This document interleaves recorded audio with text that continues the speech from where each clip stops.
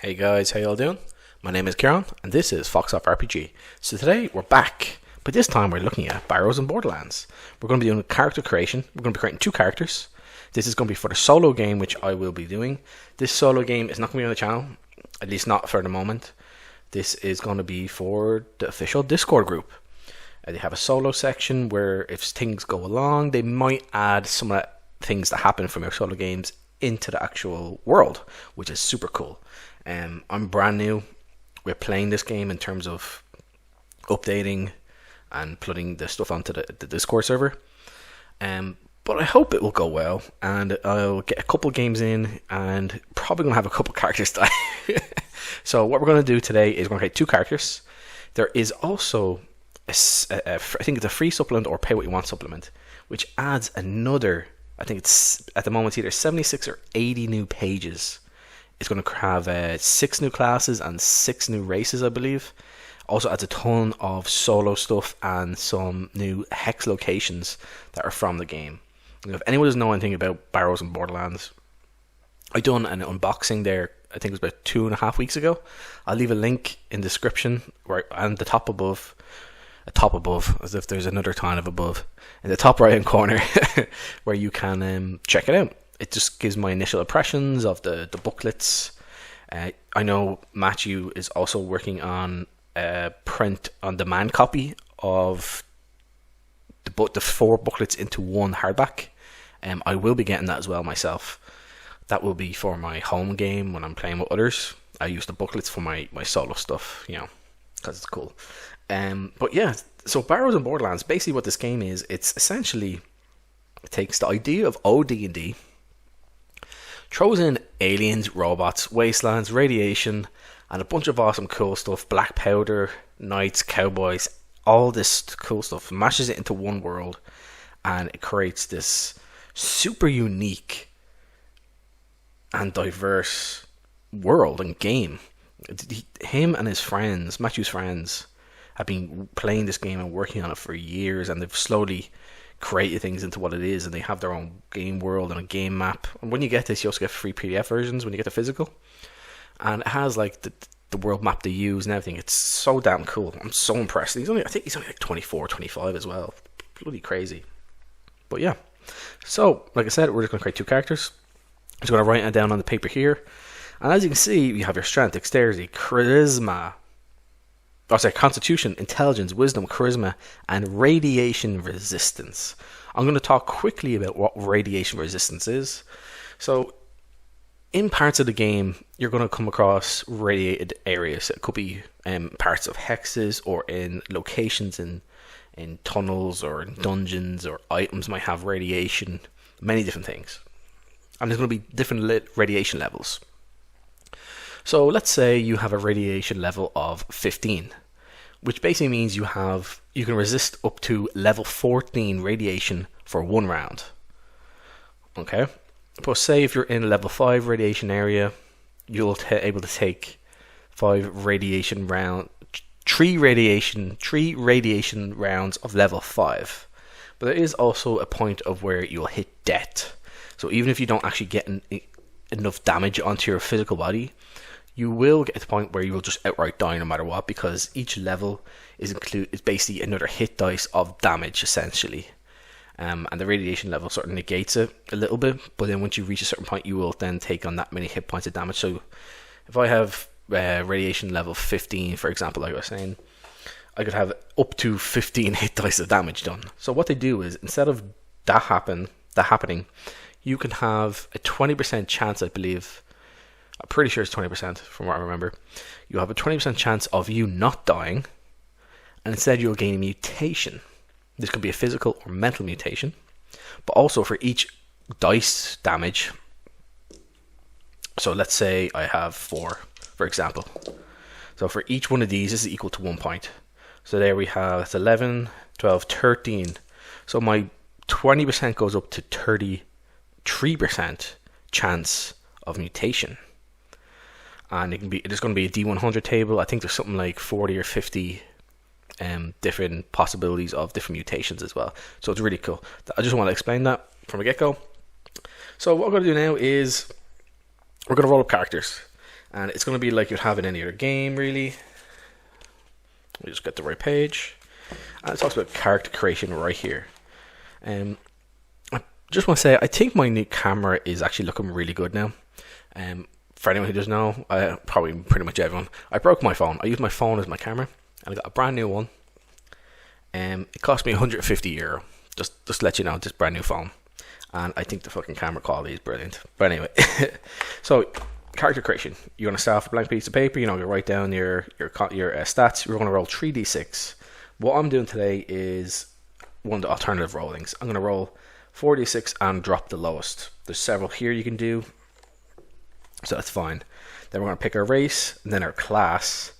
And there is some other stuff in here that we'll go over in a little bit when we get to it. I'll just have a quick look at it now. And it's going to be Birthsigns and backgrounds. This is going to add a little bit more depth and potentially a bit more interest to your character, and make them potentially a little tougher, or a little, just add more to them. And then you're going to get some social stuff and origins and different skills you might have. But yeah, so we'll just get into character creation now. So what I'm going to do is I'm going to roll the dice for all the stats down the line, 4d6, and again, this comes in a nice, amazing, brilliant looking box. So we use the box for an actual dice holder, so that's handy. So we're going to do strength, dexterity, constitution, intelligence, wisdom, charisma, and radiation resistance, and we'll do that twice. We'll start with the first character first for everything. So 4, 5, 6, 7, 8, 9. Ooh.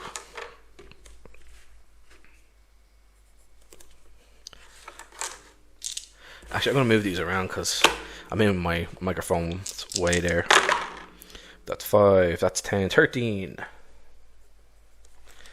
So we're very dexterous. That's pretty cool. Okay, 12, 14. We have a lot of charisma.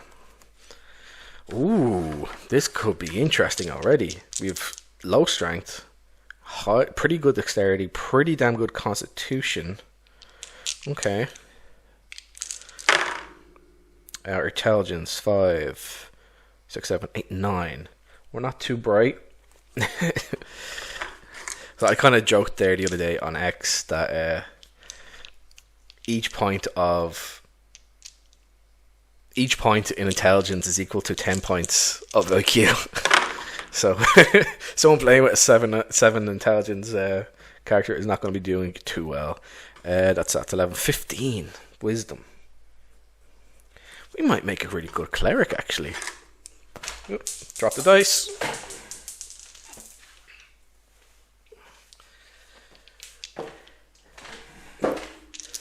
Got my dice. So that's 9. 14 again. Ooh, okay. I think this first character is probably going to be a cleric. We'll see what other classes are here, but... Ooh, 15. Radiation resistance. That's awesome. And we used that in our example earlier, so that's pretty cool. This is the first character, so the second character. Oh, okay. That's 4, 7, 8, 9.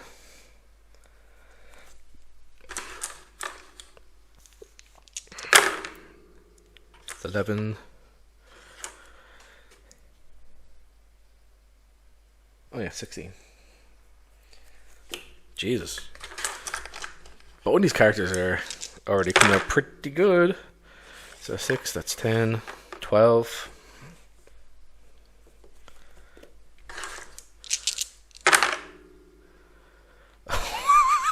$11, 15 again. I don't think I've rolled this good in a long time, and it's on camera, so no one can say shh to me. That's 15. Oh my god, this is kind of hilarious, guys. 6, 7, that's 9, 10, 11, 12. Yeah, 12.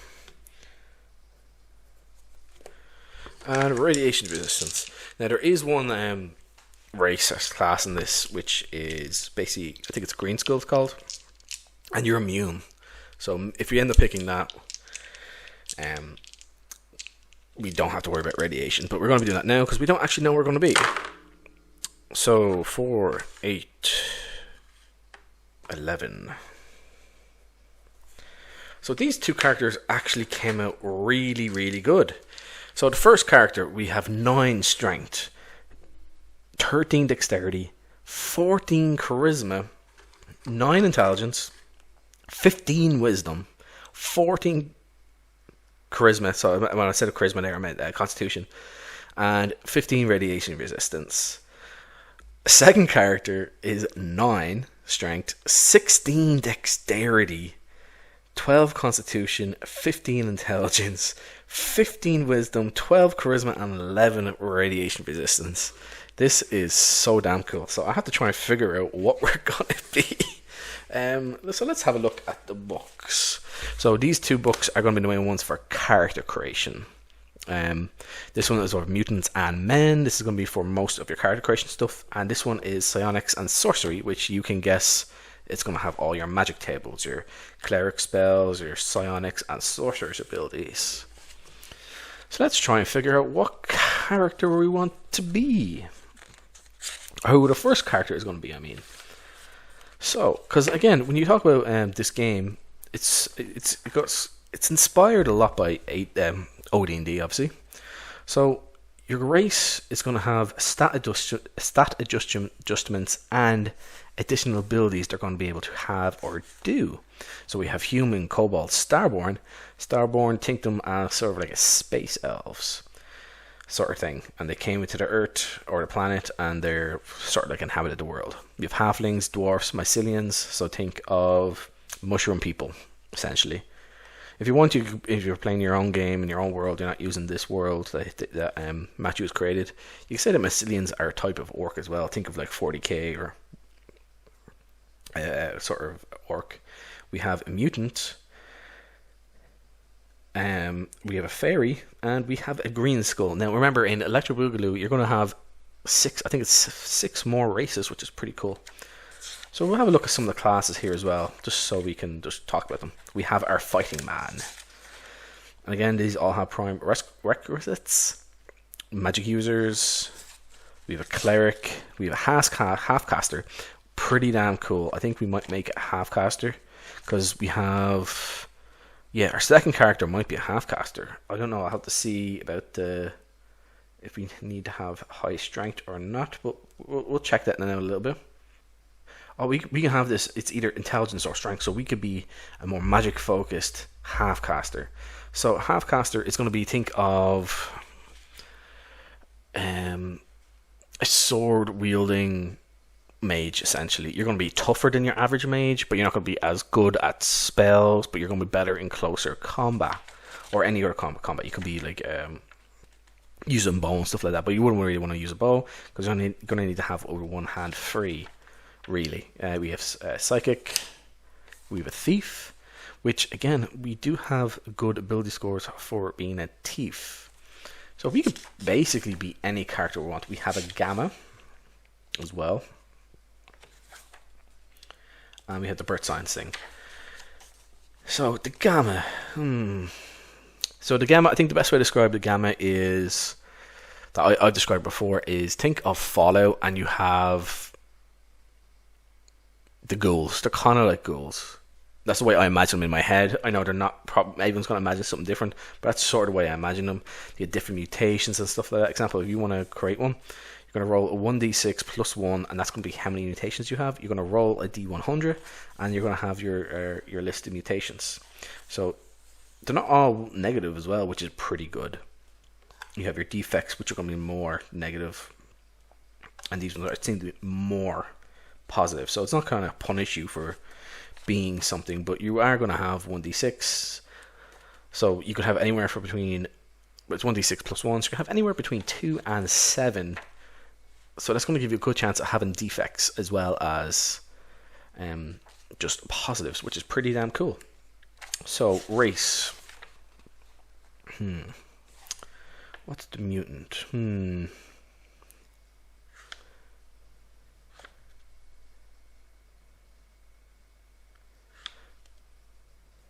I'm not sure. I'm trying to think this one out, guys.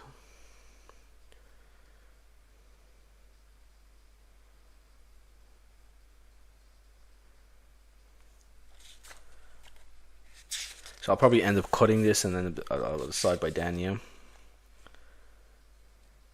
And also I got confused between the Gamma class and a Green Skull. A Green Skull is going to be more of a ghoul, and your Gamma could be, you could say it's part of the same thing, but you know, yeah. I don't think there's any class and race restrictions, unless I missed that, which would be completely my fault then. But I don't believe there is, which is what I think is pretty cool. But I don't mind if there is either, so it's not a big deal either way. So if I mess up here, it's not a big deal. But yeah, I'll probably end up editing this and coming back. So I think what I'll do is I will cut it here, and we'll continue off, because I don't want to spend all day reading and trying to figure out what we're going to be, and you'll be bored. So we'll come back now in a sec. Hey guys, I'm back. So what I've created with the first character is he's going to be a dwarf cleric. I actually need to write cleric in here. Yeah, that's my own fault. So he's a dwarven cleric. His wisdom is 15, so he gets a 10% XP bonus for his prime requisite, being wisdom. He's a -1 to charisma, but +1 to con. So that's pretty cool. Now, we're going to do a bit more with the second character. He is a mutant, so he's +1 to constitution, -1 to charisma. We're going to roll one roll on the mutation table, and he's a half-caster. Now, I think this is pretty cool, because mutants can get their mutations from either magic or radiation or something else. So maybe our half-caster, he became mutated from the sorcery that he was able to have innately within him, but he just was also very good at combat, so he ended up combining the two to create this class he is. So we're going to be using intelligence as our primary requisite, because we could either use strength or intelligence with the half-caster. As you can see here, intelligence or strength. His intelligence is 15. Yeah. So we also get weapon masteries with this. So we have a weapon mastery at level 1, 4, and 8. So weapon mastery has it here for the fighting man. We'll just go over quickly so everyone knows what we're talking about. A fighting man can choose a single weapon to master. So we'll be able to get that for a level 1, level 4, and level 8. We're going to have a +1 to hit and a +1 to bonus damage with that specific weapon. So yeah, that's pretty cool. I'm going to roll the mutation table now in a second. I'm going to see if there's anything else I'm missing. Yeah, there's some stuff about silver. When you're creating a character, it makes it quite fair. So every new character begins with clothes on their back, 3 to 18 pieces of silver, 1 week's or iron rations, so hard like salt, pork, wine, so stuff that's going to last. A weapon of their choice, so that can be our case of our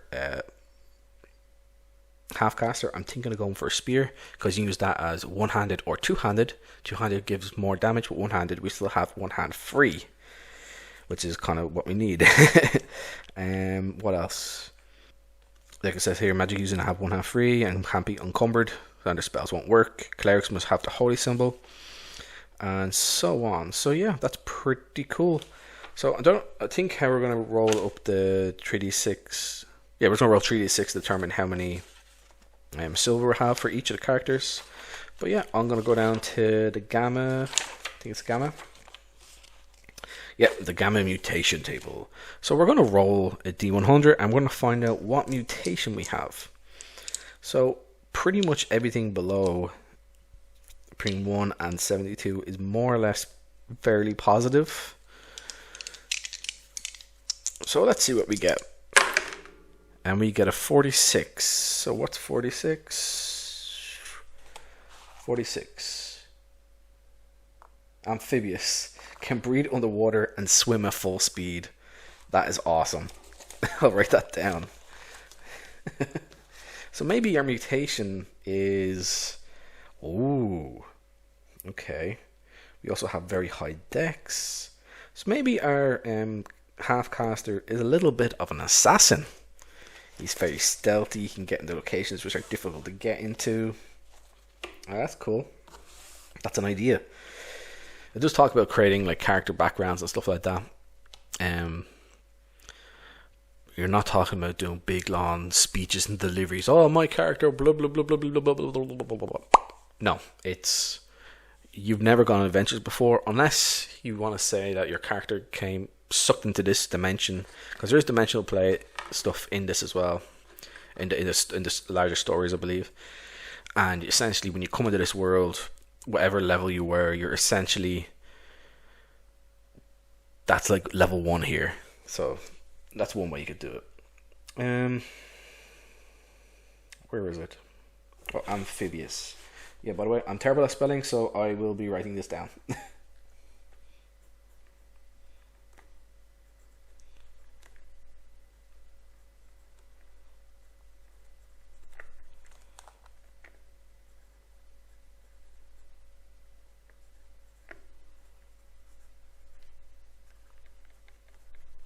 I'll be cleaning this all up. I'll probably be writing this up on the form fillable character sheets online. So I mean, I put it up online. I mean, so that's cool. Do I need to do anything else? Oh yeah, halfcasters, we get one spell of our choice at level 1, so we're more limited than a magic user, obviously, because we're in between worlds. Clerics, we get the 3 spells of level 1 of our choice. So that's cool. So any other spells you get in the game, it's going to be from, you find in books, you've researched, and these things take time as well. It's not just like, oh, I have a book, I'm going to read it. It's like, you have a book, you're going to read it, and it's going to take days or even weeks, depending. And when you level up, you need, I think it's at least, it's either 5 or 7 days to advance to the next level. So it's not just like magic, which is good, which also plays in the type of game this is. It's about playing with bigger parties, maybe have sort of a Westmarch style gameplay. We'll also do the Birthsigns. So essentially, these Birthsigns are going to be identity markers being branded into your soul and body.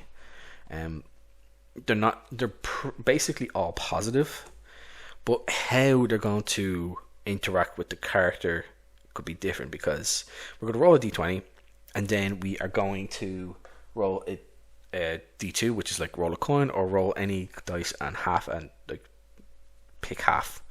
So if you roll a d4, 1 and 2 is 1, and 2 and 3 and 4 is 2. And so it has a meaning here. So say you got the bear, that's number 3, you get unarmed damage. So basically you're going to get a bonus of +1 to unarmed combat, essentially, to do 1 more point of damage. And this is for strength. It takes up strength and endurance for its meaning. Well, this could mean that if you rolled negatively, maybe the strength was given to you by some sort of evil force, some negative force.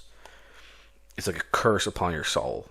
Or if you have a positive outcome, you're being gifted by the gods. Think of like Hercules, you've been gifted incredible strength. So we'll roll a d20 and figure out what type of star sign we're going to have for our dwarf character. So we rolled a 6. So a 6, that's going to be a blade. So to hit melee to hit. And action and consequences. Now we're going to look back on cleric, because I'm not sure if cleric and this are able to use bladed weapons. Just give me 1 second, guys.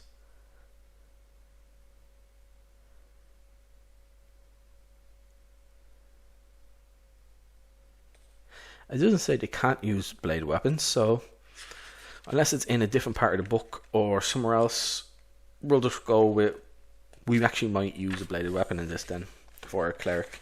But if that is the case where we can't, it's just there anyway, so it's not a big deal. Where is it? We rolled 6. Blade.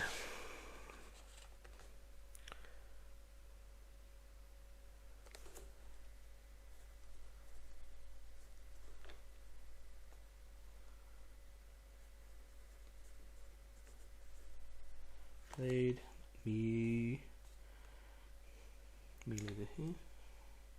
Oh no, it's the Stein is blade, but it's just melee to hit. So we get an extra +1 to our hit bonus, which is pretty cool.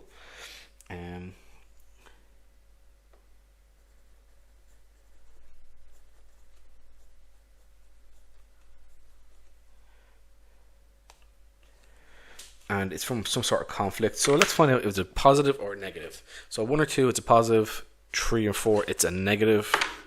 So 3 or 4 is a negative. So maybe there's some sort of negative conflict from our past or from our family bloodline. Maybe someone in our bloodline went against the gods, and now everyone in our bloodline is trying to atone for their sins, essentially.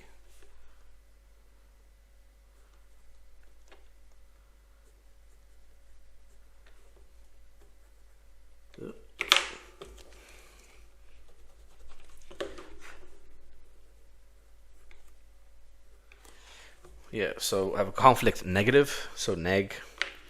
And then we'll do the same for our mutant character. And that is a 17. What's 17? It's a flower. Critical hit tables. Okay. So I think we're going to get a +1 to our critical hit tables. I think that's what that means. Yeah, and we're going to find out if it's growth and beauty. So again, the D4, 1 or 2 is a 1, and the rest is, yeah, it's a negative. So put down the sign, flower,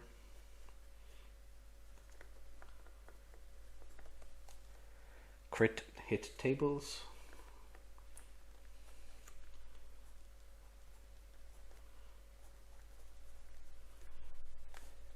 Growth and beauty.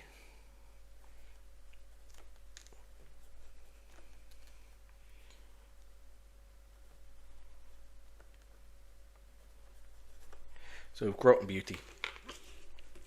So maybe our character comes from a line of mutants, and they've been inflicted with mutation, and we are lacking our beauty. We're not as, because of mutation, it's genetic lineage, and we're essentially cursed with mutation. Maybe that's why we end up becoming a half-caster. So we'll play along with this later on, and I'll come up with something. And I'll maybe do an update video later on after I have done everything. Maybe I'll do an update in how my solo game went and just post it up, just so people might be interested in. Because when I do the solo game, I am going to write out my map if I come into any dungeons and stuff like that. So maybe I can do like a quick update here. Wouldn't be a long video, I wouldn't think.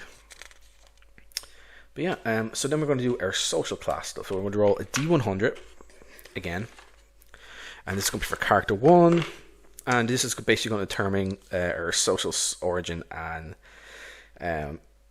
skills that come along with it. So we have here is the common set. You're going to be a commoner, peasant, so on. You have your middling, which is going to be sort of in the middle, essentially a middle class. You're going to be a trained professional of some sort.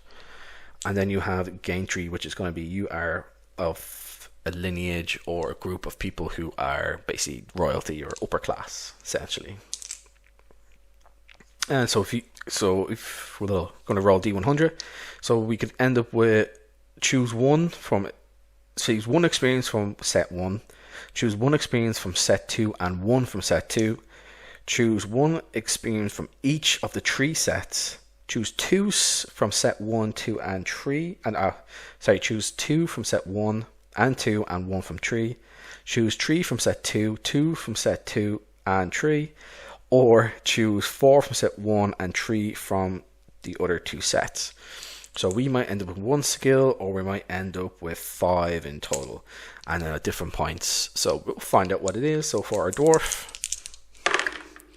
he has a 36, which means he has 1 to choose from set 1 and 1 to choose from set 2. So he's a mix of a commoner and middling.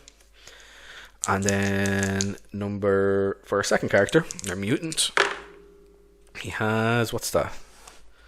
That's a 90. Ooh, that's cool. So we get 2 from set 1 and 2, and 1 from set 3. That's pretty cool. So yeah, I think maybe I'll pause it again. I'll come up with what I think we should pick. Yeah, I think I'll do that. So give me 1 second, guys. So I'm back again, guys. So what I've come up with for our dwarf character, he's apprentice and apothecary, which is going to go well with his cleric class. So that's cool. Now with the mutant, we have a lot of choice here. We had 2 from the common and middling, and 1 from the gantry selection.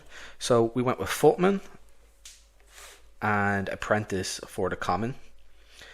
We went with a miller and a sailor for the middling, and an assassin spy tracker for the gantry. So this is kind of going to feed into the character creation and a little bit of backstory a bit. Like, we kind of came up with the idea that he was a mutant. He was essentially his bloodline essentially being cursed with the mutation, and maybe he's a bit of an outcast, so he ended up becoming a footman in some way. Maybe he's an apprentice to someone. And now when we talk about millers in old-timey stuff, we're considered sort of sly and devious, so that kind of fits into it. Sailor, they're going to be maybe different outcast types, unusual characters going about in the world, traveling. And assassin, spy tracker. So we had the idea at the very beginning, maybe it's some sort of assassin or someone who could get into places where other people can't, because we also have the amphibious mutation. So an apprentice, miller, and assassin, this kind of all feeds into the same line of skills they can and backstory. Footman is going to feed into the more combat stuff, and so could sailor, as well as, you know, being experienced the world and figuring stuff out. So that's kind of cool. And again, with the dwarf cleric, apprentice, he was apprentice of, you know, he followed the church of a priest. He ended up becoming a cleric, as did everyone else in his family line, because they're cursed from some sort of conflict. And apothecary, again, that's going to feed into, you know, trying to help and heal like a cleric should. That's cool. So what we're going to do is we're going to roll some silver. So we're going to roll these 3 dice here, between 3 and 18 silver. And remember, when we come to character creation stuff, we get a free weapon, we get the clothes on our back, we get 1 week's worth of rations. So anything else is extra. Yeah. So that's pretty good. And then we'll pick spells. So this is going to be for the dwarf. We have 4, 6, 7 silver.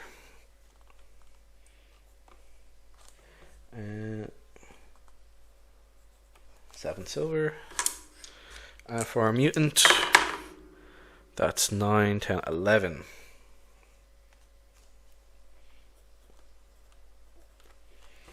So yeah. So let's go and pick some gear and weapons.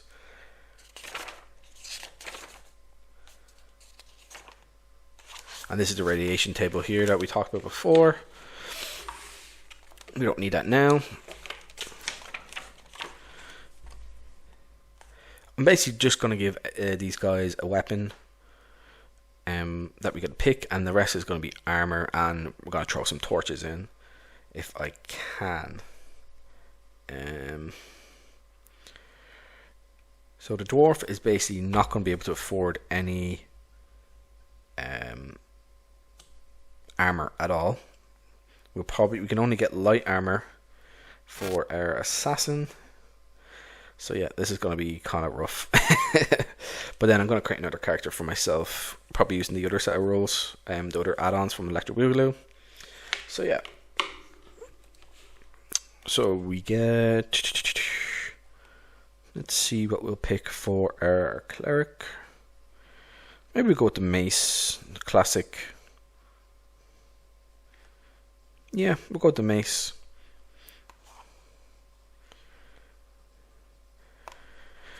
I don't know if you can see this here if it comes up, but there's lots of little symbols beside some of these weapons, and they're going to indicate different extra things you can do. Like with the mace here, it has like a little star sign, and that means it can be held two-handed to deliver more damage. So it goes from a D8 weapon to a D10 weapon, and I know I'm going to give my mutant a spear, which is really cool. The spear in this, it does +1 against AC versus melee, but has to be used two-handed. To do that, and if you do it two-handed, it goes from 1d6 to 1d8 damage, which is pretty cool. You'll then, again, it can do double two-handed damage, and where's the last one? And it can do double dice damage when the weapon is set to expected charge. So if you're expecting someone to charge at you, you can basically do double damage, roll twice on your damage table, which is really cool. So let's put spear for a mutant and mace for a dwarf.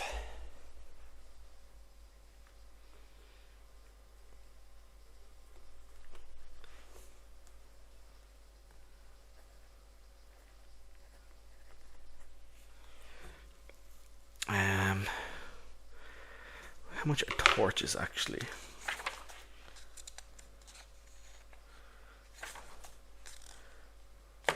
We kind of assume they have some other stuff here. There's going to be backpacks and stuff like that, which are going to cost a lot less, which we can get. And where's torches? Yeah, copper pieces. Yeah, we're not going to fill this bit out here. This is going to be just some extra, like, cost small bit of silver or copper. We're just going to focus on our armor, really. Padded doublet. So this means our dwarf has an AC of 9, which is not good. 9. And our mutant's going to have AC of 8. 8.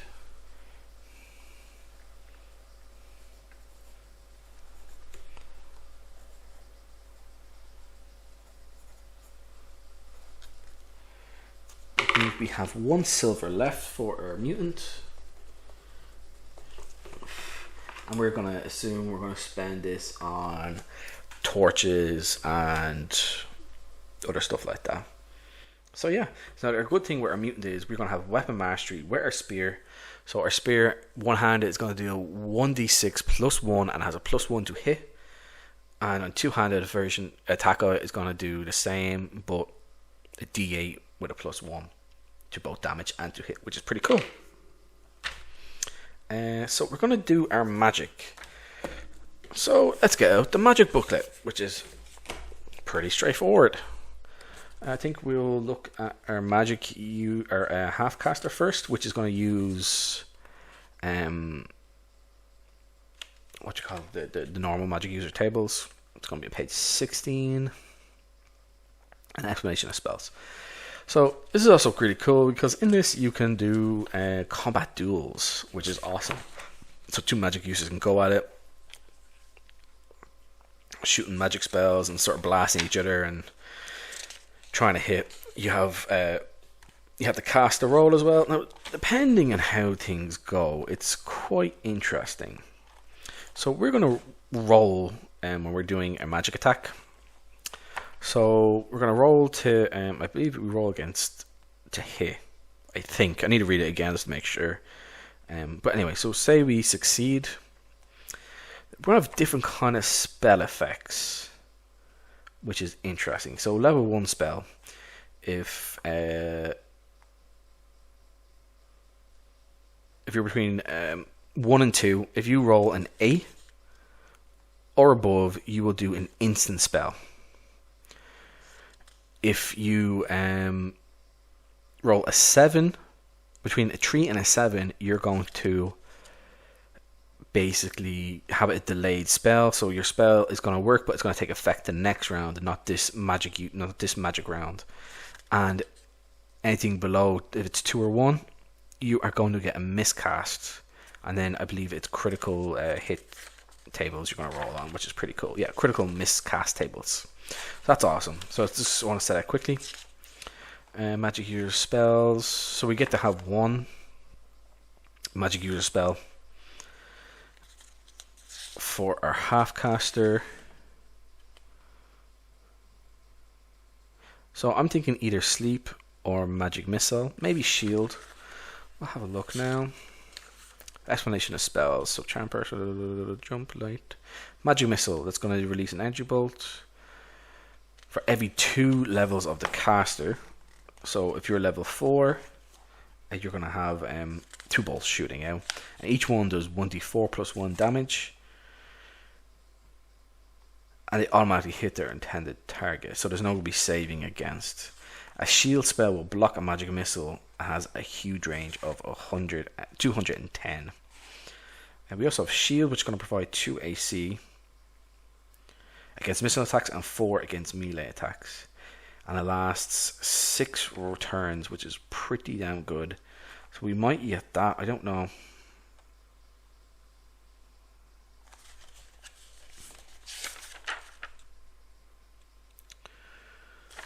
So sleep.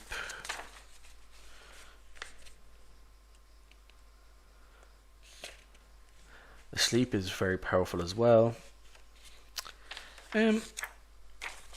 What I'm going to do is, I'm going to say we're going to just get magic missile for now. I might change that. So I'm just going to put magic spell, magic missile.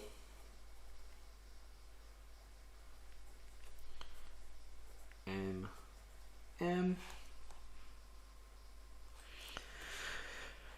then we go to the cleric stuff. So we can have 3 spells for a cleric at level 1.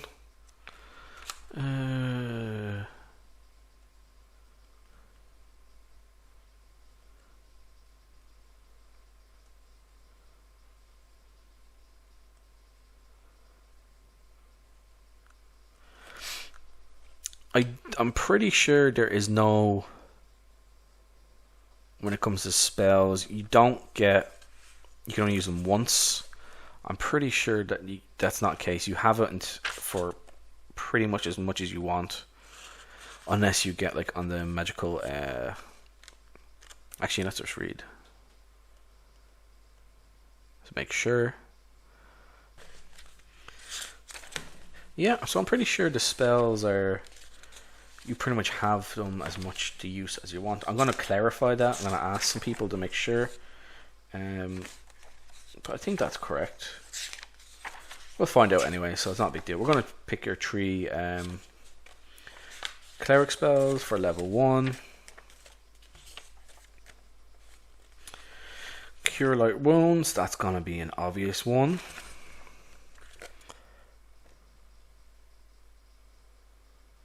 Protection and Evil, and Purify Food and Water.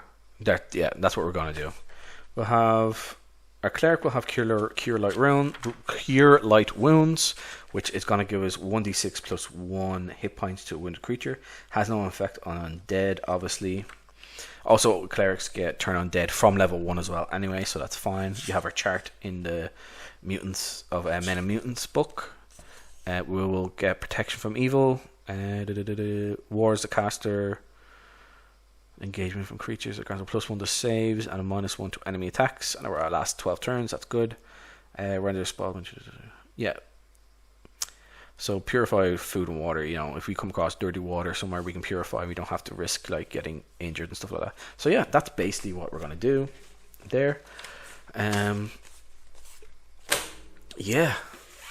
So I think we'll come up with a name now for our 2 characters. So for a dwarf, usually what I do when I have a dwarf, I name them Baron. I'm not going to name this character Baron, but if anyone who doesn't know, Baron is my first ever dwarf character, or my first ever character I created for Dungeons and Dragons. I will only ever call my character Baron if they are a fighter, because that's what my character was. So this one's a dwarf cleric, and I'm thinking we're going to call this character. They're both male, and I'm thinking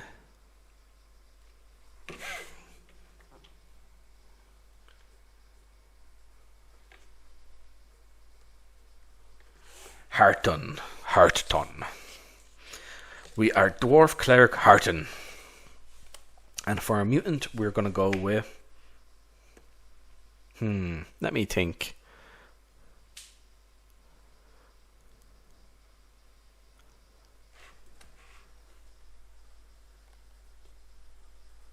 Shep. We're just going to call him Shep. Yep, that's it, guys. So we've created our 2 characters. I'm going to create one more as well for my game that I'll be playing solo. But yeah, that's been it. This has been awesome. It's really interesting to see how this would play on camera.